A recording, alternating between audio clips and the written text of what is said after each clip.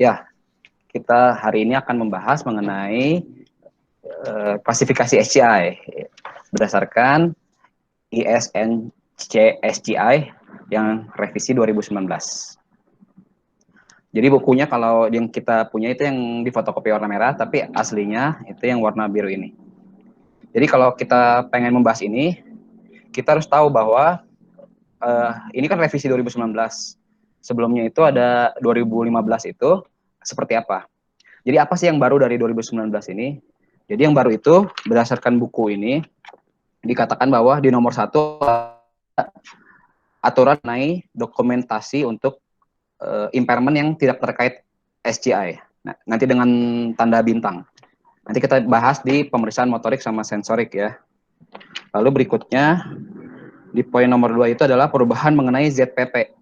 Sebelumnya ZPP itu hanya dibahas pada SCI ISA, namun pada revisi 2019 ZPP juga dibahas pada untuk yang sensorik incomplete.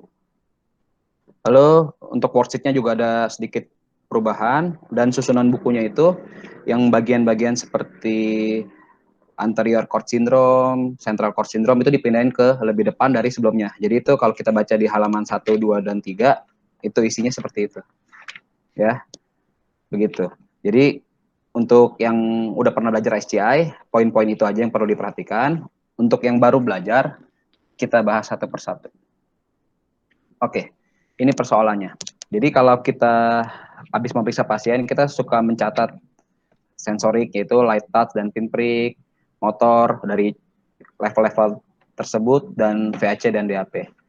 Permasalahan berikutnya biasa, untuk pemeriksaan kita udah bisa, tapi permasalahan berikutnya untuk menentukan sensorik level dan motorik level. Berikut juga tentang neurologic level, untuk complete dan incomplete, Asia Impairment Scale, dan juga ZPP. Jadi pada video kali ini kita akan membahas itu semua. Ini form yang barunya itu seperti ini. Di paling bawahnya kita bisa melihat bahwa si neurological level dan kawan-kawan itu nanti harus diisi. Kalau yang isi atasnya nanti kita bahas sedikit aja ya, tapi nggak lengkap. Tapi lihat di sisi kanan yang di bawah tulisan T1, di situ ada tentang motorik sama sensorik. Ini dia tulisannya. Jadi untuk motor scoring, kita lihat ada 0, 1, 2, 3, 4, 5 non-testable.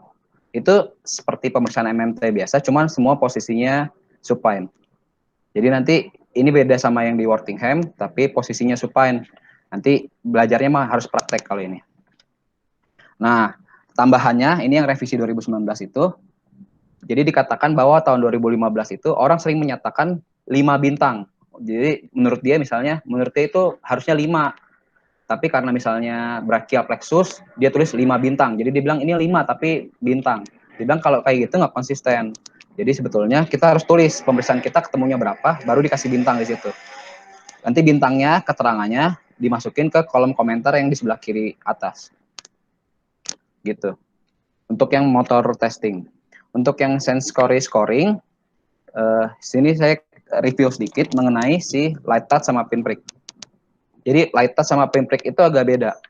Jadi kalau light touch itu, duanya itu artinya dapat merasakan sama seperti yang sensorinya intact. Sedangkan satu itu sedikit berubah. Jadi berbeda. Berbeda itu bisa lebih kurang terasa, bisa lebih terasa. Jadi itu satu, itu menggunakan kapas. 0 tidak terasa. Kalau pinprick itu fungsinya adalah membedakan tajam dan tumpul. Jadi kalau pasien dapat membedakan tajam dan tumpul dan levelnya sama, rasanya sama kayak yang di atas atau di level intaknya, itu disebut 2. Membedakan tajam dan tumpul, tapi kualitasnya berbeda sama yang levelnya yang intak, ditulis 1. Jadi kalau pasien hanya terasa tapi tidak dapat membedakan tajam dan tumpul, dia tetap masuk 0 untuk scoring yang pinprick. Sedangkan non-testable nanti untuk kondisi-kondisi khusus, dan sama seperti yang di motorik, dia ada pemeriksaan 0, 1, dan NT bintang. Jadi nggak mungkin ditulis 2 bintang, sama seperti juga motorik, tidak ditulis 5 bintang. Begitu. Lalu mungkin yang saya lupa masukkan di slide ini mengenai VAC dan DAP. Sedikit mereview kalau menurut di buku, si DAP itu merupakan sensorik pada bagian paling distal dengan bisa diwakili oleh S4, S5, atau ya kita pemeriksaan dengan colok dubur. Si DAP-nya itu sebetulnya tidak ada aturan untuk pasien dapat menentukan jam berapa atau arahnya kemana. Itu intinya adalah pasien dapat merasakan. Sedikit saja merasakan artinya yes. Kalau untuk VAC, yaitu pasien ada kontraksi di bagian paling distal. Jadi si anal contraction ya, voluntary anal contraction. Jadi itu cara spesifiknya adalah pasiennya diminta untuk sangat rileks. Nanti kita coba merasakan, minta pasien untuk mengkontraksikan seperti memotong kotorannya. Jika aja sedikit saja, maka itu disebut yes. Oke, berikutnya sensoric level. Jadi ini memang permasalahan yang berikutnya. Ketika kita sudah memeriksa semuanya, kita menentukan sensory level terlebih dahulu, motoric level, baru bisa menentukan neurological level. Jadi sensory level itu adalah level terakhir yang nilainya 2 semua di pinprick dan light touch. Karena masing-masing dicatat kanan dan kiri, maka dilihat di kanan itu pinprick dan light touch yang dua-duanya 2 di level berapa, dan yang sebelah kiri juga seperti itu. Ya, untuk sensory level mudah. Coba kita lihat contoh soalnya. Ini contoh soalnya dalam bahasa Turki. Jadi kita lihat aja nih formnya kan sama ya. Contoh satu ini, kita lihat yang sebelah di gambar kiri ini. Lihat yang dua-duanya 2 itu ada di level berapa? Kalau kita lihat di sini ada di level C7. Sebelah kanan C7 juga. Jadi kita simpulkan bahwa dia di C7. Jadi sensory level untuk kasus contoh nomor 1 adalah C7. Berikutnya, contoh 2. Contoh 2 ini, kita lihat yang dua-duanya 2 untuk yang sebelah kiri di level berapa. Jika kita lihat di sini adalah T2 untuk yang sebelah kiri, dan kita lihat yang sisi kanan, yang dua-duanya 2 ada di level T4. Jadi sensory level untuk kasus ini seperti ini adalah sebelah kiri T2 dan sebelah kanan adalah T4. Berikutnya, contoh nomor 3. Contoh nomor 3, kita lihat di sini mana yang dua-duanya 2. Untuk sebelah kiri adalah C4 dan sebelah kanan adalah C5. Jadi dicatat seperti itu. Untuk sensoric level seperti itu ya, tidak terlalu sulit. Berikutnya untuk motoric level. Motoric level ini lebih tricky daripada sensory level. Jadi langkah pertama adalah kita cari angka 5 terbawah atau terinferior yang ini ada di level mana. Itu yang kita cari, angka 5 dulu. Terus langkah berikutnya adalah ya, kita lihat satu level di bawahnya. Apakah nilainya lebih besar sama dengan 3? Jika lebih besar sama dengan 3, maksudnya 3, 4, 5, level tersebut bisa menjadi motor level. Tapi jika 0, 1, 2, level yang memiliki nilai 5 lah yang menjadi motor level. Nah, motor function pada level C2 sampai C4, T2 sampai L1, S2 sampai S45, ini kan nggak ada key motor functionnya. Jadi mengikuti adalah pemeriksaan sensoris. Jika hasil pemeriksaan sensoris 2, berarti motor function level tersebut dianggap 5. Ya, ini masing-masing dicatat kanan dan kiri. Oke, kita lihat contoh soal biar lebih ngerti. Ini contoh soal nomor 1. Kita lihat angka 5 untuk yang sebelah kiri. Dia ada di C6. Lalu lihat satu level di bawahnya, apakah lebih besar sama dengan 3? Dia 4, artinya iya. Jadi kita bisa mengambil motor level yang sebelah kiri adalah C7. Untuk berikutnya, yang sebelah kanan. Kita lihat mana terakhir angka 5, dia ada di C6. Kita satu level di bawahnya, ya ulangi ya. Jadi kita lihat angka 5 yang paling bawah ada di sebelah mana, di C6 ya. Kita lihat satu level di bawahnya, apakah lebih besar sama dengan 3? Ya, ini 3. Jadi levelnya, motor level untuk sebelah kanan adalah C7. Contoh soal nomor 2. Kita lihat, di manakah angka 5? Dia ada di T1. Untuk sebelah kiri sama sebelah kanan. Tapi ingat aturan yang nomor 2, bahwa saat tidak ada motor function, key motor function, kita mengikuti sensorik. Jadi kita lihat, apakah di bawah T1 ada sensorik yang 22? Ya, ada. Jadi kita lihat yang sebelah kiri, itu di T2. Jadi motor level di sebelah kiri adalah T2, dan sebelah kanan yang 2 adalah T4. Jadi yang sebelah kanan adalah motor levelnya adalah T4.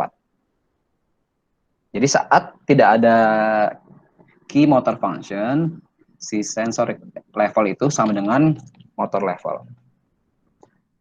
Berikutnya, contoh 3. Ini kita lihat, di manakah angka 5? Tidak ada. Jadi kita lihat aturan nomor 2 bahwa di C2 sampai C4, jika sensoriknya intak, dihitung dia sebagai 5. Jadi di sini C4 itu 5 ya, motor fungsinya sebelah kiri. Kita lihat satu level bawahnya. C5-nya apakah lebih besar sama dengan 3? Ya, di sini 4. Sehingga motor level untuk contoh soal nomor 3 yang sebelah kiri adalah 4. Di C5 maksudnya. Lalu untuk yang sebelah kanan, tadi 5-nya ada di C4 ya. Lalu kita lihat satu level bawahnya, apakah lebih besar sama dengan 3? Ya, jawabannya 4. Jadi motor level untuk sebelah kanan adalah C5. Oke. Berikutnya, tentang neurological level of injury. Ini menentukan level yang memiliki motor dan sensori yang masih intak. Jadi kita lihat level teratas atau tersuperior di antara motor level dan sensori level. Itu yang nanti dihitung sebagai neurological level of injury. Coba kita latihan soal lagi. Soalnya masih sama. Kita lihat cepat ya. Tuh. Lebih cepat. Jadi ini contoh 1. Kita lihat si sensorik levelnya. Sama sekaligus motor levelnya. Mana yang paling superior? Yang semuanya kalau tariknya 5 atau bawahnya 3, sensoriknya 2. Kalau tadi kita kerjain satu-satu itu udah gampang. Tapi kalau kita pengen cepat, bisa kita langsung kira-kira di sini. Jadi motor level tadi C7, sensorik level juga C7. Jadi ini soal yang mudah bahwa neurological level adalah C7.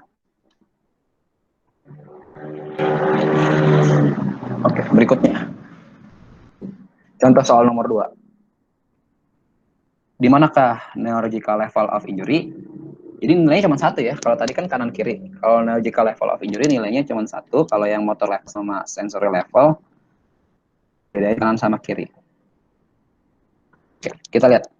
Tadi untuk kasus nomor 2 kita ingat-ingat bahwa dia motor levelnya sama dengan sensory level. Sehingga dengan mudah kita bisa menentukan dengan neurological level. Tapi yang kanan atau yang kiri?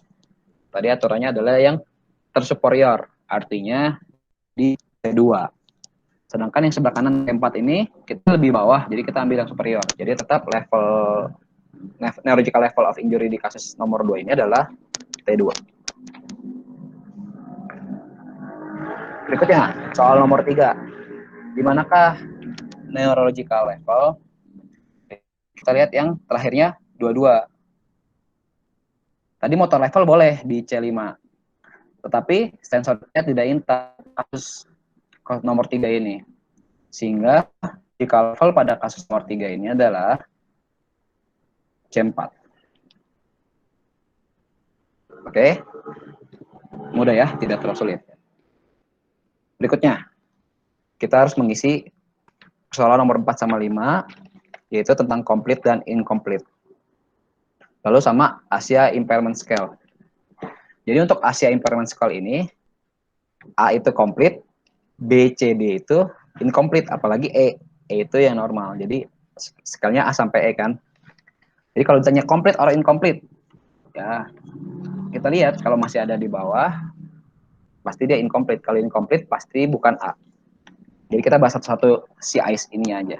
Jadi kalau ICE A itu complete, artinya VAC DAP no. Atau kalau DAP itu pemeriksaan lainnya buat konfirmasi adalah di S4 S5 dia 0. Kalau dia ada 1, berarti mungkin antara DAP-nya salah periksa atau S4 S5-nya salah periksa. Ya, jadi DAP no itu sejajar dengan S4 S5 no. Sensorik ya itu ya. Oke. Berikutnya B. Bagaimana kita melihat B? B itu bedanya sama A, dia di AP, yes. Jadi pemeriksaan sensori S4 S5 itu ada yang bernilai. Jadi nggak 0. Gitu. Mau sebelah doang ke atau mau light touch doang, itu tetap disebut sensory incomplete. Dan VAC tetap 0. Maka disebut sensory incomplete karena VAC adalah voluntary anal contraction, merupakan komponen motorik. Maka jika VAC ada, maka disebut motor incomplete, artinya ada jalur motorik yang nyampe ke paling bawah, ada, yes. Nah, tapi ada aturan tambahan untuk C. Jadi bisa aja VAC 0, tetapi ada motorik di bawah neurological level of injury. Itu termasuk C. Jadi kalau misalnya contoh kasus di C3 misalnya, neurological level of injury-nya. Nanti tiba-tiba di L2 atau L3 gitu ada 1. Nah, itu udah termasuk motorik. Nah, ada motorik di bawah neurological level of injury. Itu masuk C. Oh, ada aturannya. Di bawahnya itu harus 3 level. Jadi harus, misalnya tadi misalnya C5, C6, C7, C8, dia nggak dianggap biarpun ada motorik. Nah, di bawah itu tuh, ada motorik, dia masuk C. Berikutnya D. Untuk D itu, dia sama kayak C. Jadi sama-sama motor incomplete. Bedanya, dia memiliki motorik yang di bawah neurological level injury lebih banyak, lebih sama dengan 50%. Yang nilainya 345. Jadi nilainya gede-gede. Itu masuk yang D. Di bawah neurological level of injury ya, kalau ini ya. Gitu. Kalau yang tadi C itu harus ada motor lebih dari 3 level di bawah neurological level injury. Kalau ini nggak ada aturan ya, untuk yang D. Jadi dia cukup di bawah neurological level injury, kita hitung jumlah key motor function-nya. Gitu. Kita ke contoh soal sebelumnya ke ZPP dulu sekalian. Jadi untuk ZPP ini kan perbaruan ya di revisi 2019 ini. Jadi merupakan motorik sensorik yang tersisa di bawah neurological level. Jadi untuk ISA nanti dicatat komponen sensorik motorik yang paling inferior yang masih ada. Jadi 1 dicatat. Si ISA ini dicatat sampai mana. Jadi dia pengen lihat dari bawah neurological level injury, kan kalau berdasarkan ICE dia hitungnya komplit. Tapi komplitnya tuh nggak benar-benar komplit kan. Ada sensorik kadang-kadang masih sisa beberapa. Nah, itu dicatat sampai berapa. Itu nanti untuk salah satu pertimbangan. Kalau ICE-B itu dicatat untuk komponen motornya saja. Untuk sensorik, dia dicatat NA karena jelas-jelas ada sampai di bawah. ICE-C dan D, karena jelas-jelas VAC dan DAP yes, berarti dia NA dan NA. Gitu ya. Dicatat kanan dan kiri untuk si ZPP ini juga. Nah, sekarang kita tentukan kasus contoh 1 untuk ICE dan ZPP. Ini bahasa Turki. Jadi kita lihat dulu. Effect sama higher. Effect itu berarti yes.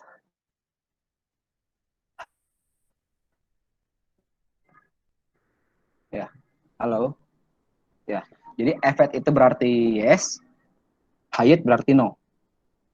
Jadi kalau ada kasus ini, contoh 1, higher dan higher, artinya no dan no. VAC no, DAP no. Masuk ICE apa? No berarti A. Jadi kasus ini adalah AIS A. Apakah ada ZPP? Nah, kita lihat di sini. Si neurological levelnya tadi kita catat sebagai C7. Apakah ZPP? Nah, ini ZPP-nya yang motorik di C8. Sedangkan yang sensorik tidak ada. Ini AIS-nya A ya. Oke. Berikutnya. Contoh nomor 2. Kita lihat PAC sama DAP. DAP-nya di situ adalah evet atau yes. VAC-nya no. Ya, DAP yes, VAC no. Nah, ini kalau udah kayak gini, kita lihat dulu neurological level di bawahnya ada motorik nggak? Tadi neurological level adalah T2. Apakah di bawahnya ada motorik? Ternyata semua kasusnya itu L2 sampai S1 di sini 0. Jadi tidak ada motorik, sehingga kita klasifikasikan kasus ini dengan B. Ya, untuk JPP seperti apa? Nah, kita lihat sekarang. JPP pada kasus ini, yang sebelah kiri lebih panjang JPP-nya. Tuh, oh, JPP-nya nggak ditulis ya. Karena pada kasus ini, JPP untuk sensorik tidak ditulis atau ditulis NA karena DAP-nya positif. Atau DAP-nya yes maksudnya. Untuk motorik, dia di atasnya. Jadi, di sini not available untuk ZPP, sensorik, dan motorik. Untuk contoh soal nomor 3, nah ini yang lebih sulit. AIS-nya apa nih? Dia VAC yes, DAP yes. Neurological level C4. Jadi kalau yes itu kita cuma pikir C atau D. Untuk kasus ini C atau D. Tadi kita lihat aturannya D. Kita lihat aja dia D bukan. Kalau D itu tadi 3, 4, 5-nya lebih banyak daripada sisanya. Jadi kita lihat di sini kolomnya di bawah C4 itu ada motor function ada 20. Jadi kita hitung sekarang yang di atas 3 lebih besar sama dengan 3 ada berapa? Di sebelah kiri ada 1, di C5 4. Di sebelah kanan atas itu ada 2. C5 4, C6 3. Jadi udah ada 3 ya. Sekarang kita lihat yang bawah. Di kiri bawah yang di atas sama dengan 3 ada 2, yaitu di L3 3 dan di S1 3. Sehingga udah ada 5. Di sebelah kanan ternyata 5-5-nya semuanya lebih besar sama dengan 3. Jadi ada 10. 10 itu tadi menurut peraturan AIS-C atau D. Berdasarkan peraturan yang tadi, kalau dia lebih besar sama dengan 50%, berarti ya AIS D. Oke. Sekarang kita bikin soal angan-angan satu lagi. Kita anggap si sensoriknya yang di C5 sebelah kiri ini 22. Sehingga si neurological levelnya adalah C5. Kalau neurological level C5, kira-kira AIS-nya berubah nggak ya? Nah, jadi kolomnya ada berapa nih yang kita hitung? 20 dikurang 2 ya, karena C5 2-nya nggak dihitung. Berarti 18. Jadi minimal 9 angka untuk mendapatkan dia AIS-D. Kita lihat sebelah kiri. Apakah ada yang lebih besar sama dengan 3 di bawah C5? Tidak ada. Lihat yang sebelah kanan. Apakah ada yang lebih besar sama dengan 3 di bawah C5? Ada 1. Kita lihat sebelah yang kiri bawah. Apakah ada yang lebih besar sama dengan 3? Ada 2. Jadi 3 ya. Lalu berikutnya kita lihat yang sebelah kanan. Apakah ada yang lebih besar sama dengan 3? Ada 5. Jadi ada 8. Tadi kita udah bahas bahwa dia harus lebih besar sama dengan 50%. Ini 8, padahal tadi target 50%-nya adalah 9. Sehingga pada kasus yang kalau C5-nya dianggap neurological level adalah AIS-nya C. Jadi pada pasien ini AIS-nya D, tapi kalau neurological levelnya diganti jadi C5, dia jadi C. Begitu kira-kira penjelasannya. Berikutnya, untuk setelah kita melakukan pembahasan, jika teman-teman ingin berlatih soal, ini saya siapkan ada 6 tantangan soal untuk dikerjakan. Masing-masing soal saya beri waktu 20 detik untuk dikerjakan. Ini soal nomor 1.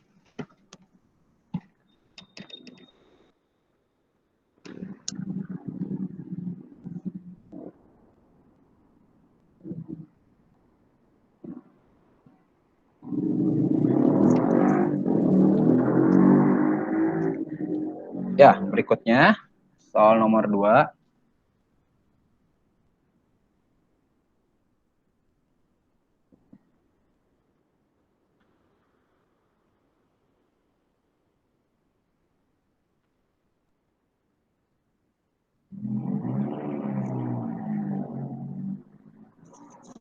Berikutnya, soal nomor 3.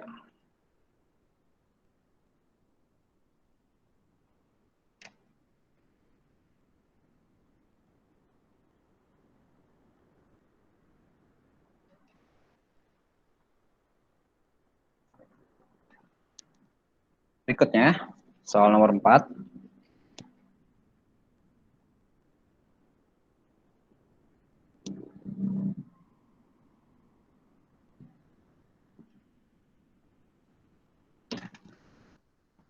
Berikutnya, soal nomor 5.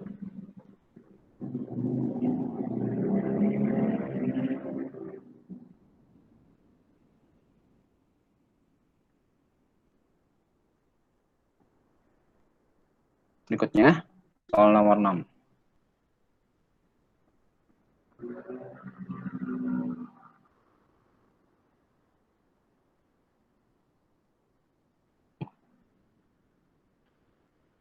Ya, jadi teman-teman bisa mengerjakan dan nanti kalau ingin memasukkannya bisa di kolom komentar. Nanti kalau ada pembahasan atau apa yang ingin ditanyakan, kita bahas pada video-video berikutnya. Pada hari ini kita membahas buku ini. Apapun yang saya tulis di situ, itu saya konversi menggunakan bahasa yang lebih mudah untuk dimengerti. Kalau ingin bahasa lengkapnya, bisa langsung membaca di bukunya. Lalu untuk contoh-contoh soal ini, saya ambil dari beberapa jurnal. Nanti saya share linknya pada kolom deskripsi. Sekian video untuk hari ini, semoga bermanfaat. Terima kasih.